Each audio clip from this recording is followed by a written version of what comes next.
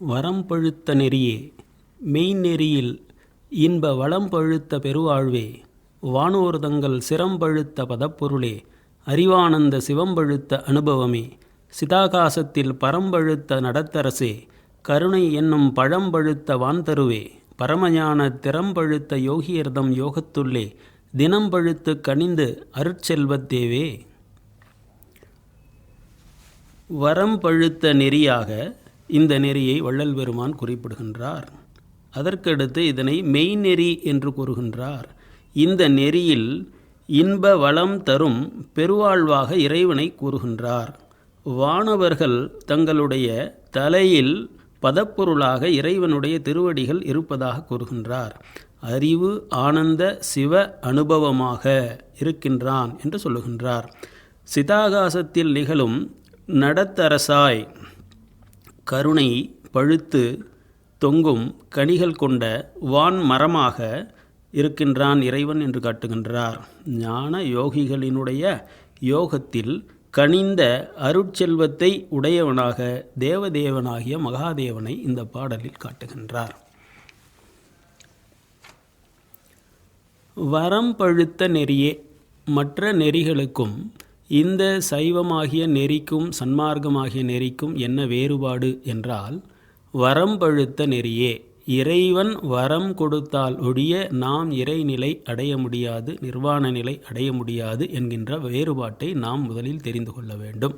சமணமோ பௌத்தமோ மற்ற உலகாயுத மதங்களோ சாங்கியம் போன்ற மதங்களோ அவை என்ன கூறுகின்றன என்றால், எதற்கு இறைவன் என்று ஒருவன் வேண்டும், அவனுடைய வரத்தை நாம் ஏன் பெற வேண்டும், மனித முயற்சியிலேயே ஆன்ம விடலை அடைந்து கொள்ளலாம், நிர்வாண நிலையை அடைந்து கொள்ளலாம், சித்தர் நிலையை அடைந்து கொள்ளலாம் என்றெல்லாம் இந்த மதங்கள் பேசுகின்றன. ஆனால் சைவம் என்ன சொல்லுகின்றதென்றால், இறைநிலை என்று ஒன்று உண்டு. அந்த இறைநிலையில் இருக்கின்ற பேருயிர் நமக்கு வரம் கொடுத்தால் ஒழிய, வழிகாட்டினால் ஒழிய, அவனுடைய அருட்சக்தி இருந்தால் ஒழிய நாம் அந்நிலையை அடைய முடியாது. இந்த நாத்திக மதங்கள் எல்லாம் நமக்கு அறிவு செருக்கை தந்து மமகாரத்தையும் அகங்காரத்தையும் அதிகப்படுத்தி மேல்நிலைக்கு செல்லாமல் தடுக்குமே ஒழிய, மனிதன் உண்மையில் இறைநிலை என்ற வித்தை உள்ளே கொண்டவன்தான். ஆனால் இந்த அகங்கார மமகாரங்கள் மனிதனை இறைநிலைக்கு ஏற்றாமல் தடுத்துவிடக்கூடும். ஆகவே பக்தியும் பணிவும் இருந்தால் ஒழிய இந்த அகங்கார மமகாரங்களை மனிதன் வெற்றி கொள்ள முடியாது. ஆகவே இறைநிலை என்று ஒன்று உண்டு. அதை பக்தியினால் அன்பால் நாம் இறைவனை வேண்டி வரங்களை பெற்று அந்த இறைநிலையை அடைந்து விடலாம் என்று கூறுகின்றன. அதனை மூன்றே சொற்களில் வள்ளல் பெருமான் அழகாக வகுத்து காட்டுகின்றார், வரையறுத்து காட்டுகின்றார். வரம் பழுத்த நெறியே. இதற்கு விளக்கமாக அகவலிலே வள்ளல் பெருமான் சொல்வார், எங்கெங்கு இருந்து உயிர்கள் ஏதேது வேண்டினும் அங்கங்கிருந்து அருள் அருட்பெருஞ்சோதி. எந்த உயிர்கள் எந்த இடத்திலிருந்து எவற்றையெல்லாம் கேட்கின்றனவோ அவற்றையெல்லாம் கொடுத்து உதவுகின்ற அருட்பெருஞ்சோதி என்கின்ற அருட்சக்தி ஒன்று இயங்கிக் கொண்டிருப்பதால் தான் இந்த உலகம் நடைபெற்று கொண்டிருக்கின்றது என்று அழகாக விளக்கி காட்டுகின்றார். மெய்நெறி என்று சொல்லுகின்றார். மெய்நெறி என்றால் என்ன பொருள் என்றால், ஒன்று இது உண்மையான நெறி, மற்ற எத்தனையோ மார்க்கங்கள் பொய் நெறியாக இருக்கின்ற பொழுது இது மெய்நெறியாக இருக்கின்றது, உண்மை மார்க்கமாக இருக்கின்றது என்பது சாதாரண விளக்கம். ஆனால் சுத்த சன்மார்க்கத்தினுடைய நோக்கம் என்பது என்ன என்றால், பொய்யாகிய இந்த உடலை மெய்யாக மாற்றி அமைத்து கொள்ள வேண்டும். எதைப்போல, இறைவனுடைய மெய்யாகிய தூய உடல் எவ்வாறு இருக்கின்றதோ அதே போன்ற ஒரு ஞான ஒளி தேகத்தை பெற்றுக்கொள்வதே சுத்த சன்மார்க்கத்தினுடைய நோக்கம். ஆக மெய் என்பதற்கு வள்ளல் பெருமான் எப்படி சொல்லுகின்றார்? காற்றாலே, புவியாலே, ககனமதனாலே, கடலாலே, புனலாலே, கொலை கருவிகளாலே, வேற்று எதனாலும் அழியாத மெய்யளிக்க வேண்டும் என்றான், விரைந்தளித்தான் எனக்கு என்று சொல்லுகின்றார். ஆக பொய் என்பது இப்பொழுது இருக்கின்ற இந்த அசுத்த தேகம். இதை பொய் என்று ஏன் சொல்லுகின்றார்கள்? ஒரு நேரத்தில் இருந்து மற்றொரு நேரத்தில் பொய்த்து போய் இல்லாமல் போனால் அதை பொய் என்று சொல்வார்கள். ஆக இந்த தேகம் அசுத்த தேகமாக இருக்கின்ற வரை இது பொய்தான். ஆனால் இதை மெய்யாக்கி கொள்ளலாம். பொய் கெட்டு மெய்யாதல் என்று மாணிக்கவாசகர் அதனை திருவாசகத்தில் குறிப்பிடுவார். ஆக சன்மார்க்க யோகம் என்பது என்ன என்றால், பொய்யை மெய்யாக ஆக்கி கொள்ளுதல். இந்த உடம்பை மறுத்தல் அல்ல, உடம்பை மாற்றி அமைத்து கொள்ளுதல், பொன்தேகமாக மாற்றி அமைத்து கொள்ளுதல். Not negation of body but transformation of பாடி.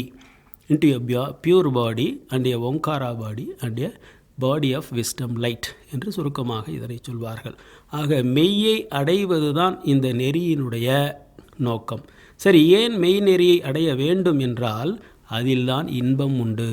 இந்த பொய் தேகத்தில் மலம் ஒழுகுகின்ற நவத்வாரங்களின் வழியாக மலம் ஒழுகுகின்ற இந்த அசுத்த தேகம் இருக்கின்ற வரை இந்த தேகம் துன்பத்திற்கு ஆட்பட்டது. இதில் நிறைவான இன்பம் கிட்டாது. ஆனால் மெய் கிடைத்து விட்டால் அந்த மெய்யை கொண்டு இறைவனாகிய மெய்யினுடைய வாழ்வை நாம் வாழலாம். எந்த தேகம் நமக்கு கிட்டி இருக்கின்றதோ அந்த தேகத்திற்குண்டான வாழ்க்கை தான் கிடைக்கும். உதாரணமாக, கண்கள் பார்வை இல்லாமல் பிறந்த ஒரு மனிதர் அந்த கண் பார்வை இல்லாத குறையினால் அவருடைய வாழ்வு குறைபட்டு போகின்றது. அழகான இந்த பூமியினுடைய ஏராளமான அழகான பொருள்களை அவர் பார்க்க முடியாத குறை ஏற்பட்டு போகின்றது. அதேபோல் நாம் இப்பொழுது ஞானக்கண் என்கின்ற நெற்றிக்கண் திறக்கப்பெறாமல் இருப்பதால் ஞான உலகத்தை பொறுத்தவரை நாம் குருடர்களாகத்தான் இருக்கின்றோம். ஆனால் மெய் என்கின்ற இறைவனுடைய தேகம் மனிதனுக்கு கிட்டிவிட்டால் அதில் ஊனம் ஒன்றும் இல்லை. அப்பொழுது இறைவனுடைய பெருவாழ்வையே அத்தகைய மெய்யாகிய உடலை கொண்டு மனிதன் வாழ்ந்து கொள்ளலாம். எந்த உடல் உங்களுக்கு இருக்கின்றதோ அந்த உடலுக்கு தகுந்த கரஸ்பாண்டிங் லைஃப் தான், வாழ்க்கை தான் நமக்கு கிட்டும் என்பது ஒரு விஞ்ஞான விதி. ஆக இங்கே மெய்யை பெற்றுக்கொள்வது மெய்நெறி. அந்த மெய்நெறியில் இன்பம் வளம் பழுத்த பெருவாழ்வு. பெருவாழ்வு என்றால் என்ன? மிக முக்கியமான ஒரு கோட்பாடு வள்ளல் பெருமான் முன்வைப்பது மரணமிலா பெருவாழ்வு என்று பின்னாளில் இதனை இன்னும் விரித்து சொல்வார். உலகிலே யார் மரணமில்லாதவன்? இறைவன் ஒருவனே. மாலும் துஞ்சுவான் மலரவனும் இறப்பான் என்று தேவார திருவாசக ஆசிரியர்களும் வள்ளல் பெருமானும் சொல்வார்கள். மூவரும் ஒரு கட்டத்தில் இறந்து போவார்கள். 4 லட்சம் ஆண்டுகளுக்கு பிறகு பிரமனும் மாண்டு போவான் என்று வள்ளல் பெருமான் ஒரு இடத்திலே சொல்லுகின்றார். ஆக தேவர்களும் மூவர்களுக்கும் கூட ஒரு முடிவு உண்டு. எல்லாவற்றையும் கடந்து இருக்கின்ற பரம்பொருளுக்கு மட்டுமே மரணம் கிடையாது. ஆக மரணம் இல்லை என்றால் சிறுவாழ்வு நீங்கி பெருவாழ்வு கிட்டும். மரணம் வருகின்ற பொழுது என்ன ஆகின்றது என்றால், ஒரு வட்டத்தின் குறுக்கே ஒரு கோட்டை போட்டு அதை இரண்டாக பிளப்பதைப் போல் இம்மை என்கின்ற வாழ்வு கிடைக்கின்றது. மரணத்திற்கு பிறகு மறுமை என்கின்ற ஒரு வாழ்வு. அது ஏதோ ஒரு விதத்தில் அந்த ஆத்மா தனித்து இருந்து ஏதோ ஒரு விதமான வாழ்க்கையை வாழுகின்றது. அது கைலாயத்திற்கு போகின்றது, வைகுண்டம் போகின்றது, சொர்க்கத்திற்கு போகின்றது. ஏதோ ஒரு கற்பனையான ஒரு உலகத்தை பற்றி அவரவர்கள் கருத்துக்கு ஏற்பட்டாற்போல் புதிய உலகங்களை தோற்றுவித்து அம்மை வாழ்வு அவ்வுலக வாழ்வு ஏற்படுகிறது என்று சொல்லுகின்றார்கள். ஆனால் பெருவாழ்வு என்பது என்ன என்றால், இக உலகத்தில் நீடித்து இருப்பது, அவ்வுலக வாழ்க்கையும் ஆன்மீக வாழ்க்கையும் இப்பொழுதே வாழ்வது. எவ்வாறு இறைவனானவன் எல்லா உலகங்களிலும் எல்லா காலங்களிலும் எல்லா உடல்களிலும் எல்லா அணுக்களிலும் உள் உறைந்து எப்பொழுதும் எல்லா ஆற்றல்களுடன் வாழ்ந்து கொண்டு இருக்கின்றானோ அதுவே பெருவாழ்வு. ஆன்மநேய ஒருமைப்பாடு அதனுடைய நோக்கம் என்ன என்று வள்ளல் பெருமான் ஜீவகாருண்ய ஒழுக்கத்திலே முதலிலேயே சொல்வது, மனிதனுடைய உயிர்க்கு ஆக்கம், மண்ணுயிர்க்கு ஆக்கம் என்பது இத்தகைய பெருவாழ்வை பெறுவதே என்று சொல்வார். ஆக பேரின்பம் பெற்ற பெருவாழ்வை காட்டுவது இந்த நெறி. அடுத்து, வானோர்தங்கள் சிரம்பழுத்த பதப்பொருளே. மனிதர்கள் மட்டுமல்ல, வானவர்களுக்கும் அவர்களுடைய சிரத்தில் இப்படிப்பட்ட பதப்பொருள் இறைவனுடைய திருவடிகளை வைத்து அவர்கள் வணங்கி கொண்டிருக்கின்றார்கள். நாம் வானவர்களை வணங்குகின்றோம். ஆனால் அந்த வானவர்களே கூட யாரை வணங்குகின்றார்கள் என்றால் அந்த மகாதேவனாகிய பரம்பொருளை வணங்கி கொண்டிருக்கிறார்கள். இறைவனுடைய திருவடிகளையே தங்களுடைய சிரசின் மத்தியில் வைத்து அவர்கள் பூஜித்து கொண்டிருக்கின்றார்கள் என்று சொல்லுகின்றார்.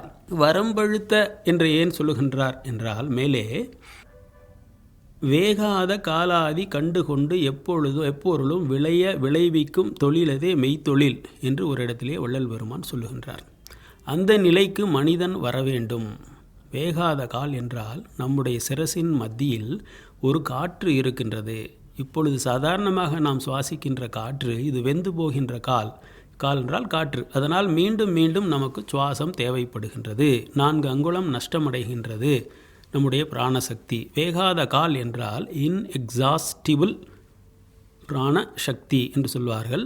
அது அளவற்ற நிலையில் நம்முடைய சிரசின் மத்தியில் அது சிற்சபையில் விளங்கி கொண்டு இருக்கின்றது என்று வள்ளல் பெருமான் சொல்லுகின்றார். நம்முடைய சாகும் தலை சாகா தலையாக மாறுகின்ற பொழுது உள்ளே வேகாத கால் என்கின்ற அந்த அமுத காற்று பரி என்று சொல்வார்கள். அது பரிவட்டமாக சுழன்று கொண்டிருக்கும். அதை குறிப்பதற்காகவே ஞானிகளினுடைய தலையில் பரிவட்டம் கட்டுகின்றார்கள் என்று சொல்வார்கள். அவ்வாறு சுழன்று கொண்டிருக்கின்ற வேகாத காலை கண்டுவிட்டால் அவர்கள் இறைவனைப் போல் படைப்பு தொழில் செய்வார்கள். இவ்வளவு பொருள் வேண்டும் என்று சொன்னால் 1000 பொன் வேண்டும் என்றால் உடனே 1000 பொன் வந்து அவர்களுடைய கையில் கிட்டும். என்ன அவர்கள் நினைக்கின்றார்களோ உடனே அது படைக்கப்படும். அத்தகைய படைப்பாற்றலையே மனிதர்கள் அந்த நிலையில் பெற்றுக்கொள்வார்கள். வள்ளல் பெருமான் அப்படிப்பட்ட அதிசய மனிதராக அற்புதங்களை இயற்றுகின்ற சித்தராக வாழ்ந்தார் என்ற அவருடைய வரலாறு பல்வேறு சான்றுகளுடன் நமக்கு காட்டுகின்றது. ஆக வரம்பழுத்த நெறி என்று சொல்லுகின்ற பொழுதே இறைவன் கொடுக்கின்ற வரம் எப்படி கொடுக்கின்றான்? மெய்த்தொழிலே செய்கின்றான். நினைத்தவுடன் அவன் நினைத்த பொருள்கள் அவனுக்கு உற்பத்தியாகி உடனே வருகின்றன. அதற்கு கால இடைவெளி இல்லை. அப்படிப்பட்ட நிலைக்கு மனிதன் உயர முடியும் என்பதை காட்டுவதற்காகவே வரம்பழுத்த நெறி என்று சொல்லுகின்றார். அறிவானந்த சிவம்பழுத்த அனுபவமே. அறிவு ஆனந்த சிவம் பழுத்த அனுபவமே. அனுபவமே என்பது மிக முக்கியமானது. Mystical experience is the base of all religions என்று டாக்டர் ராதாகிருஷ்ணன் சொல்வார். அதற்கு முன்பு சுவாமி விவேகானந்தர் சொல்வார். ஒரு மதம் என்பது அதனுடைய திருச்சபையோ அதனுடைய சடங்குகளோ அதனுடைய வேத புத்தகங்களோ அந்த மதத்தில் சார்ந்து நிற்கின்ற லட்சக்கணக்கான கோடிக்கணக்கான உறுப்பினர்களோ அல்ல. மதம் என்பது இறைவனை நேரடியாக அனுபவிக்கின்ற அனுபவம். It's an experience. It is not something external. புறப்பொருள்கள் அல்ல, அகத்தில் ஏற்படுகின்ற அனுபவம். அதை சார்ந்தே அந்த மதங்களினுடைய கால கதி இருக்கும் என்றெல்லாம் அவர்கள் பேசுகின்றார்கள். இதனை வள்ளல் பெருமான் அவர்களுக்கு முன்பே 150 ஆண்டுகளுக்கு முன்பே அழகாக இங்கே நமக்கு காட்டுகின்றார். சிவத்தை அனுபவிக்க வேண்டும். அறிவு ஆனந்தம் இரண்டும் இணைந்தது சிவம். அந்த சிவம் அனுபவமாக வேண்டும். அனுபவம் ஆகாவிட்டால் அது மதமல்ல, அது ஒரு ரிலிஜியஸ் எக்ஸ்பீரியன்ஸ். ஞான அனுபவம் ஆகாது. ஞான அனுபவம் ஆகாத ஒரு செய்தி மதமாக நிலைக்காது என்று வள்ளல் பெருமான் சொல்லுகின்றார். சிதாகாசத்தில் பரம்பழுத்த நடத்தரசே. சிதாகாசம் என்பது நம்முடைய ஆன்மா, சிற்சபை என்று சொல்வது. அந்த சிற்சபையில் பரம்பழுத்த நடத்தரசே. வள்ளல் பெருமான் சொல்வார், வகார வெளியில் சிற்சபையில் சிகார வடிவில் அருட்பெருஞ்சோதியாக மகார நடனம் நாம் காணுதல் வேண்டும் என்று சொல்வார். ஆக நம்முடைய சிற்சபையாகிய புருவ மத்தியில் ஆத்மாவில் நாம் பரம்பழுத்து நடத்தி கொண்டிருக்கின்ற நடனத்தை நாம் காண வேண்டும் என்கின்ற இரகசியத்தை இங்கே காட்டுகின்றார். கருணை என்னும் பழம்பழுத்த வான்தருவே. இங்கே அழகான ஓர் உருவகத்தின் மூலம் இறைவனை நமக்கு காட்டுகின்றார். தரு என்றால் மரம். வான்தருவே என்கின்றார். வானத்திலே சிதாகாசத்திலே பழுத்திருக்கின்ற மரமாக இறைவன் இருக்கின்றான். அவன் எந்த பழத்தை கொடுக்கின்றான் என்றார், கருணை என்னும் பழம்படுத்த வான்தருவே. அந்த மரத்தில் எல்லாம் கனிகளாக இருக்கின்றன. ஒவ்வொரு கனியும் கருணையாக இருக்கின்றது. வேறு கருணையை தவிர வேறு கனிகளே அந்த வான்மரத்தில் இல்லை என்று சொல்லுகின்றார். வான்தரு என்பதை நாம் புரிந்து கொள்வதற்கு ஒரு சின்ன உதாரணம் என்னவென்றால், பூமியில் வான்தருக்கள் இல்லையா என்றால் 2 வான்தருக்களை சொல்வார்கள். தரு என்றால் மரம். ஏன் அதற்கு தரு என்று பெயர் கொடுத்தார்கள் தமிழிலே என்றால், தரு என்றால் கொடு என்று பொருள். எப்பொழுதும் கொடுத்து கொண்டே இருப்பது மரம். அதனால் அதனை தரு என்றே சொன்னார்கள். தரு என்றால் நித்தியமாக கொடுத்து கொண்டே இருப்பது. எந்த அளவுக்கு கொடுப்பது? தன்னிடம் இருக்கின்ற எல்லாவற்றையும் கொடுப்பது, தன்னையே கொடுப்பது. கொடுத்து கொடுத்து கொடுத்து அருளாலே கருணையாலே தன்னை இழந்து கொள்வது. அப்படிப்பட்ட 2 வான்தருக்கள் ஜீவமரங்கள் என்ன என்றால் வாழையும் தென்னையும். அதை குறிப்பதற்காகத்தான் நாம் கோயிலுக்கு செல்லுகின்ற பொழுது தேங்காய் பழத்தை கொண்டு போகின்றோம். தேங்காயையும் வாழைப்பழத்தையும் கொண்டு போகின்றோம். தென்னை மரத்தை எடுத்து கொண்டு பாருங்கள், வாழை மரத்தை எடுத்து கொண்டு பாருங்கள். அந்த மரங்களின் ஏதாவது ஒரு பகுதி பயன்படாமல் இருக்கின்றதா? மனித குலத்துக்கு தன்னுடைய ஒவ்வொரு உறுப்பையும் அது ஏதோ ஒரு விதத்தில் பயன்படுத்தி கொண்டுதான் இருக்கின்றது. மனிதர்களில் எத்தனை பேர் அவ்வாறு வாழ்கின்றார்கள்? கொடை என்பதற்கு அர்த்தம், வள்ளல் என்பதற்கு அர்த்தம் தென்னை மரமும் வாழை மரமும் தான். ஆக வான்தருக்கள் மண்ணில் இருப்பது என்று சொன்னால் அது இறைவனுடைய பிரதிநிதிகளாக தென்னை மரமும் வாழை மரமும் இந்த பூமியில் இருக்கின்றன என்று சித்தர்கள் சொல்வார்கள். ஆக இறைவன் வான் தருவாக இருக்கின்றான். அந்த வான் தரு என்கின்ற மரத்தில் கனிகள் உண்டு. எல்லா கனிகளும் ஒன்று போல இருக்கின்றன. அந்த கனி என்னவென்றால் அதுவே கருணை. அந்த கருணையினால் அந்த கருணை என்கின்ற கனியை புசித்துத்தான் மூவரும் தேவர்களும் முத்தர்களும் சித்தர்களும் மனிதர்களும் சகல ஜீவராசிகளும் வாழ்ந்து கொண்டிருக்கின்றன என்பதை நாம் மறக்கக்கூடாது. மேலை நாடுகளிலே யூத மதத்திலே ட்ரீ ஆஃப் லைஃப் என்று சொல்வார்கள். இறைவனை எவ்வாறு காட்டுவார்கள்? ட்ரீ ஆஃப் லைஃப், வாழ்க்கை மரமாக, உயிருள்ள மரமாக இறைவனை அவர்கள் வர்ணிப்பார்கள். யூத மதத்திலே மற்ற மதங்களில் இருப்பதை போல் சித்தர் நெறி உண்டு. அந்த சித்தர் நெறியை கபாலா என்று சொல்வார்கள். அந்த கபாலா என்பதும் ஏறக்குறைய நம்முடைய சித்தர்கள் காட்டுவதைப் போல் 10 நிலைகளில், வள்ளுவர் காட்டுவார் அறிவு நிலைகள் 10 என்று சொல்வார். அதை போன்ற 10 நிலைகளில் இறைநிலையை மனிதன் அடைய முடியும். 10 செஃபிராத் என்றெல்லாம் சொல்வார்கள் அவர்கள். அதை விளக்கி சொன்னால் இன்னும் நேரமாகும். ஆக இறைவனை உயிருள்ள ஜீவ மரமாக காட்டுவது என்கின்ற ஒரு மரபு கடந்த 5000 ஆண்டு காலமாக உலகெங்கும் பறந்திருக்கின்றது. அந்த மரபுப்படி வள்ளல் பெருமான் ஆதிமரபை மீட்டெடுக்க இங்கே என்ன சொல்லுகின்றார்? கருணை என்னும் பழம்பருத்த வான்தருவே என்று சொல்லுகின்றார். பரமஞான திறம்பழுத்த யோகியர்தம் யோகத்துள்ளே தினம்பழுத்து கனிந்த அருட்செல்வத்தேவே என்கின்றார்.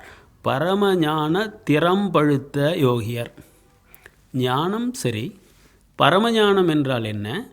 அதுவும் பழுத்து வந்த யோகியர்கள் என்று சொல்லுகின்றார்.